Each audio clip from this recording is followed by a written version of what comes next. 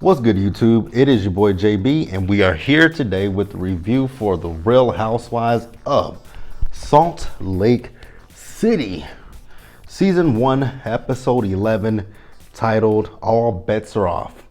You guys, we got 2 more episodes left of the season, and then it's the reunion. Speaking of the reunion, have you guys saw the reunion looks? Hideous, horrendous, atrocious, appalling. Oh God, they were horrible. Like, those looks were terrible. I think my best dressed out of all of them was Meredith and Whitney, and that's not saying anything nice, because they were all horrible. And my worst dress would have to go to, God, Jen. I don't know what the fuck Jen had on. Mary. God, that turtleneck. Oh God. You know what? Speaking of Jen, I actually saw a photo on Twitter last week after I recorded. I think it was like Friday or Saturday that I saw the photo of Jen that was circulating before she had her plastic surgery. Beautiful woman. Like, Jen was so beautiful before she had her plastic surgery. Now she just sitting there looking like, again, that thing from Saw. God. I'm not knocking or judging anybody that gets plastic surgery. I don't want nobody that think, oh, JB, you're knocking her for getting plastic surgery. I'm not knocking her. That was her decision and her choice. But I think that Jen looked so much better before she got the surgery. And what Jen really should have did was laid off on her face. It's really her face. It's her cheeks. It's her jaw. It's her everything in her face. She should have just laid off on that. I mean, get a little Botox here or there. That's fine. That's fine to get a little Botox here and there. But when you drastically change your face like that, oof. But yeah, you guys, let's get into the review, shall we?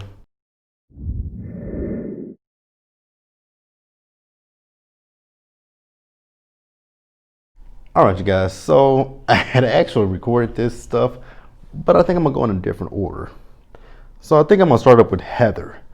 So Heather, we see Heather actually earlier in the episode when, they just show what the ladies doing in their day to day.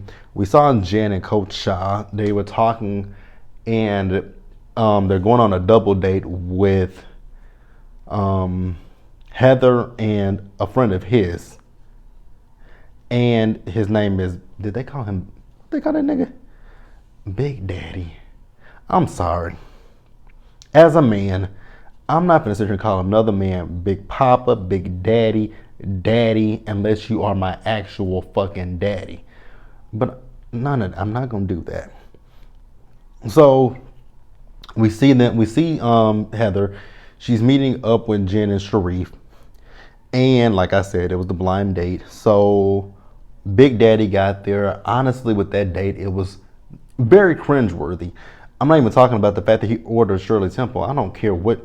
I mean, some people know that they can only drink light drinks. Excuse me, y'all. So I'm not gonna judge him based off of that. But that date was just hella awkward.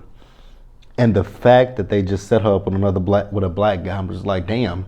Yeah, I don't know nobody that's, and I don't want this to come off wrong or any type of way, but yeah, I don't know nobody white or anything like that. It's always got to be a black dude for Heather.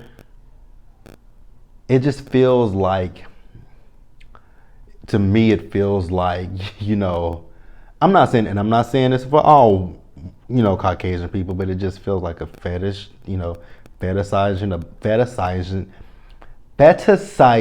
Oh God, I can't even say the word. It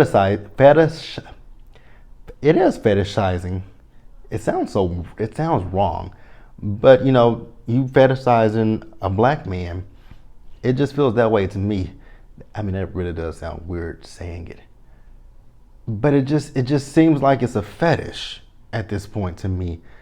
I'm not saying that Heather's not into black men, but it just comes off like it's a fetish to me. And that's my personal opinion. You guys might disagree with me, and that's okay. I'm here for you guys disagreeing with me. That's fine. But to me, it just seems like a bit of a fetish to me at this point. It really feels like the whole, oh, he has a big cock. He's got a BBC and all that kind of stuff. It just feels like that to me. And I'm not saying that that's what it is with, again, I'm not saying that's what it is with Heather. It's just giving me that vibe and that tea. But let's move on, you guys.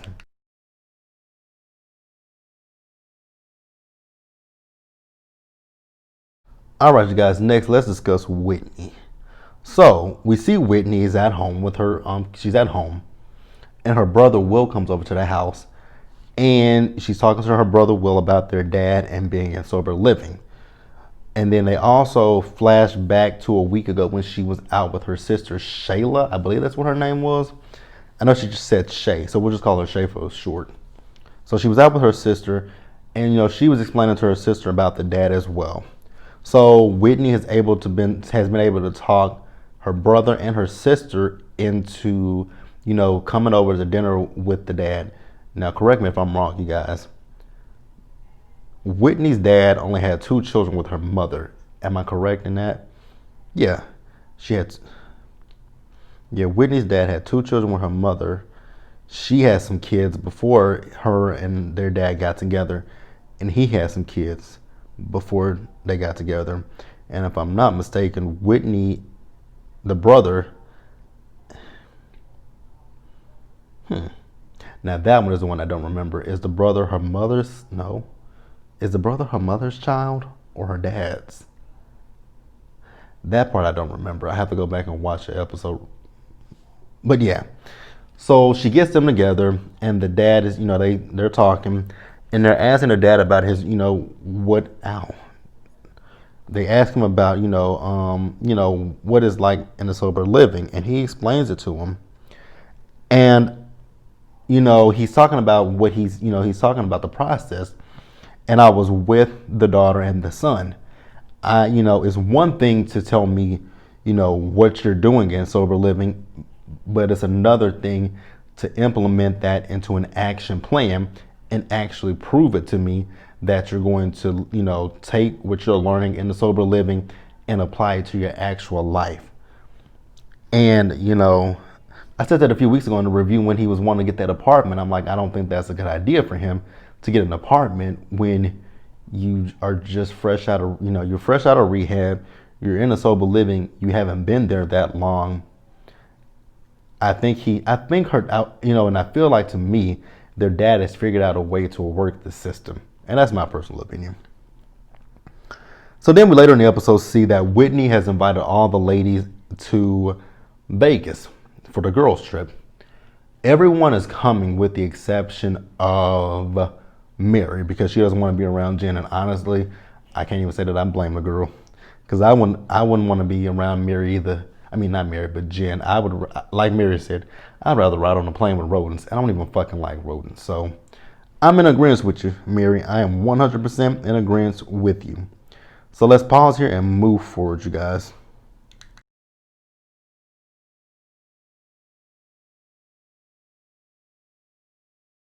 All right, you guys. So Meredith. Now, you guys remember, I told you guys that Whitney invited the girls to Vegas. So Meredith had told not Lisa, but Whitney, that she wasn't particularly sure if she was going to go to Vegas or not. Lisa, on the other hand, Lisa is still in her feelings about what happened at the hip hop party, and rightfully so. I'm not going to sit here and diminish how she felt about that party. I'm not going to sit here and diminish that. But for me with Lisa, it feels like Lisa puts 20 on 10. Yeah, I mean, it just feels like she puts 20 on 10.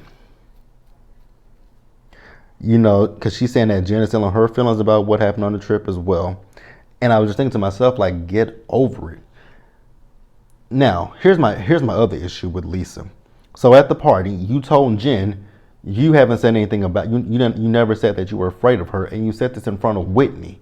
So I get it. I get it that you want an apology from Whitney. That's fine and dandy. But why are you still harping on this shit? So, I mean, it's just like, damn, girl, you literally have a fucking heart on. Like, I don't get it. You would think that the girl said something about your goddamn kids, the way you acting. It's ridiculous to me the way that Lisa is acting.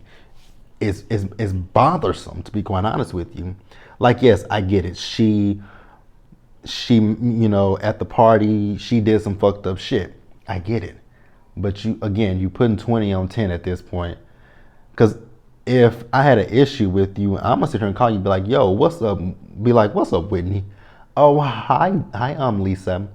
So, Whitney, the shit that you said at Lisa and Jen's party about the fact that Mary told you that I was afraid of Jen, why didn't you just come to me and ask me did I say that instead of bringing it up at the party? And then, that would give her the opportunity to explain herself. And then you can say, well, first of all, no, I didn't say it. And secondly, I don't appreciate you doing it in that setting. Again, pull me to the side, and that would be leave it open for her to be like, you know what, you're right. I was wrong.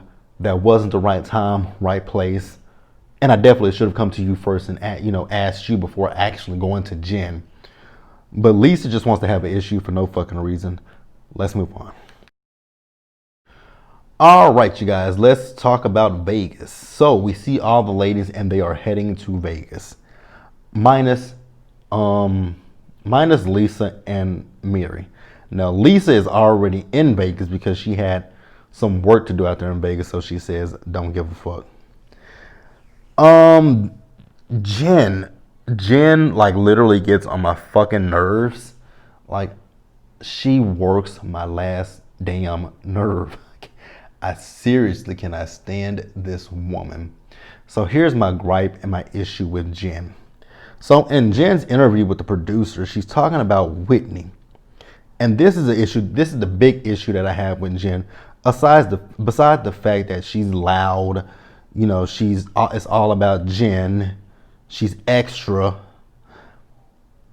The biggest thing that I have with her is I hate people who do this. Well, I don't hate people who do this, but I hate it when people do this. So we all know earlier in the season when Mary and Jen got into it about the hospital comment. Mary gave her that half-ass apology, which I probably myself would not have accepted. But Jen chose to accept it, but she still harped on it for weeks, for episodes to go. Whitney just apologized to you last week in them dirty-ass, nasty-ass tubs, and you chose to forgive it. But now here you are talking about you still got an issue with Whitney. Why the fuck would you accept someone's apology if you still if you're gonna still hold on to this shit? That means you didn't really forgive them. I can't stand when people do that. I cannot stand it when people do that shit. That is the dumbest thing to me. That is literally the dumbest fucking thing to do. I'm not built that way. I'm not gonna sit here and accept nobody's apology if I don't forgive. If I can't forgive you and let it go, I'm not gonna accept the apology. If you like, I'm in a situation right now where, I'm not gonna go too deep into the situation, but someone accused me of something that I did not do, and it was the second time that they've done it. And the first time they were supposed to apologize to me, I never got an apology. I didn't care about getting the apology. It was just the fact that you were dead fucking wrong for what you said and accused me of. And then it happened again. So now,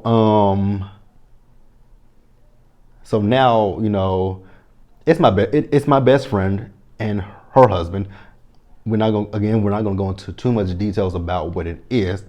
But now she wants for me and him to sit down, and she wants him, she hopes that we can iron things out, and maybe he apologized. But honestly, even if he were to apologize to me, I wouldn't accept it. And that's just me keeping it real with you. I wouldn't accept the apology because I don't forgive you. I'm not gonna let it go. So there's no point in me forgiving something that I'm not gonna move. We can move forward from it, but it's not gonna be something that I'm like, oh, it's forgiven and it's forgotten, because it won't be on my side. So that's what I would. And even when it comes down to me with apologies, like, I'm not going to apologize to a person unless I sincerely mean it and believe that I owe you an apology. If I don't, and And honestly, I have to care about you enough to give you an apology too. Like, I'm not going to apologize if I don't care about you, if I don't mean it. If I would say or do whatever I did again, there's no purpose in me apologizing to you. Just being real. So I don't get, so yeah, Jen works my nerves with that situation. She accepts the apologies, but she continues to hold on to the shit. That means you didn't accept the apology. So then, as they get to where they're staying, Whitney tells the girls that, to go up to your rooms, get dressed because we're going to go race car, exotic car racing. And Jen tells Whitney, well, Whitney, I had a surprise plan for Heather. I'm like, ain't that rude as fuck? When did you have time? So that is rude. This is this girl's trip, but you gonna plan something on the side of what she's playing. Why not ask her like, yo, Whitney, when we get to Vegas, what's the itinerary? Because there's something that I would like to do with Heather, and I don't want it to interfere with what you got planned for the group. So we see Meredith and Lisa, they go off to talk to each other. Again, Lisa's telling her fucking feelings. I don't know why. And Whitney is talking about how, she's talking about how she has an issue with Whitney. I just don't get it. And then Whitney's like, when Whitney was talking to Heather, she's like, I'm going to be alone with Lisa and Meredith. But she says, what, when it comes down to them, I do want to talk to them about the party and just explain to them my side. So Jen, this whole thing that she did for Heather was taking her shopping, to her personal shopper. I'm like, that's it? That's it? That could have waited. And then too, I want to go to your personal shopper for shit in the world because you can't dress to save your life. You might have nice clothing, but they're ugly to me. Yeah, I wouldn't take no motherfucking style advice from her. So then we see Whitney, Meredith, and Lisa. They went racing. Had a good time. Once they finished racing, Whitney talked to Lisa and Meredith. She apologizes to both of them for the party, and then she explains it to them what she really wanted to do. She wanted to tell Jen that she was surprised by what Mary said, but girl, and technically,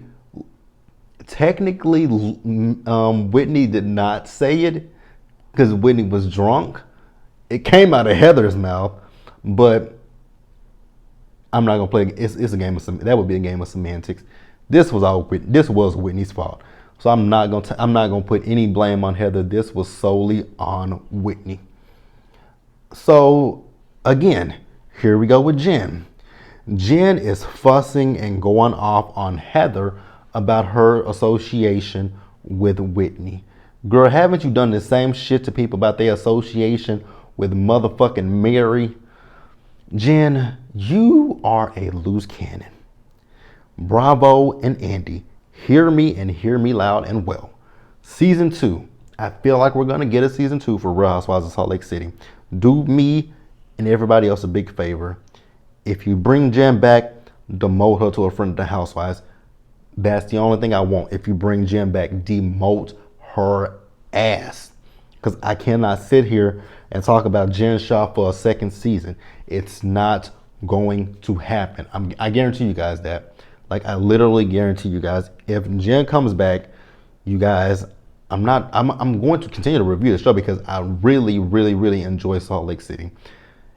It's like one of my top tier franchises right now.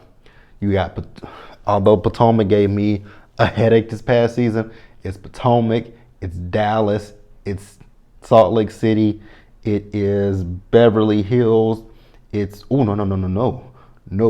Go back above Beverly Hills and put New York. Beverly Hills. I